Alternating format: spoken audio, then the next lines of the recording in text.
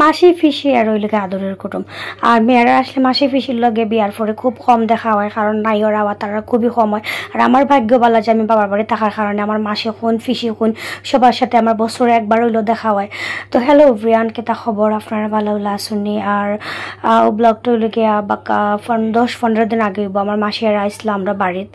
তো মাসি আর 2 মাসে আইসুন, তো অনেক বছর পরে 2 মাসের সাথে আসলে একসাথে আমরা সময় কাটাইছি আর কি। আর মাসি আর আমার বাবার বাড়িতে আইসুন। আর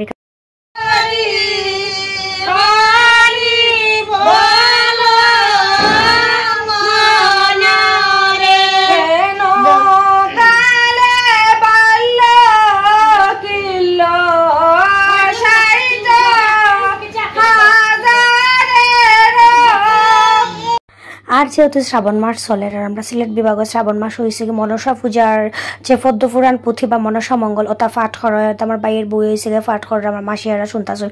তোমরা সবাই এখানে বইয়া বইয়া পুঁথি পদ্মপুরাণ পড়ছে আর কি।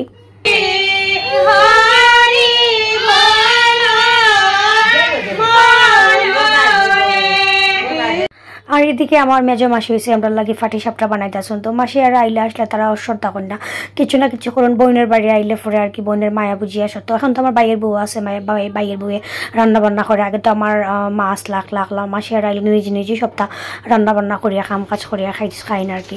তো মাসি সুন্দর করিয়া ফাটি সাপটা বানাইছো নি কেন। আর ওই যে চা বাড়ি লিছি মাসি আর লাগে। তো আমরা পদ্মপুরাণ পড়ছি, বাক্কার সময় তো চাটা খাইয়া আবার পদ্মপুরাণ পড়া শুরু করছি আর কি। একে একে করি নব শরীর নেহালে সর্বঙ্গ পুরিয়াছে না পুরিছে উরু অতএব না নমতার রাখিল অনরু আমা হইতে কোনো কর্ম না হইল তোমার কি করিব শীতে অঙ্গ কাপে যে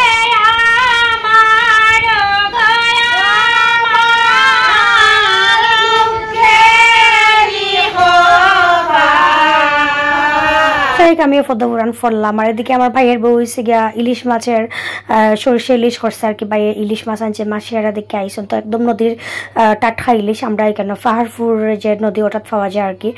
আর ওই যে মাটির চুলার মাঝে রান্না করছে, আসলে অনেক মজা লাগে। আমরা বেশিরভাগ রান্না কিন্তু মাটির চুলার মাঝে রান্না করা হয়, যদিও ইলেকট্রিক চুলা আছে, গ্যাসের চুলা আছে, কিন্তু আমার ভাইয়ের বউ এখানে জানি মাটির চুলাটা খুব বেশি পছন্দ করে। আর মাটির চুলা রান্নাও কিন্তু অনেক মজা হয়।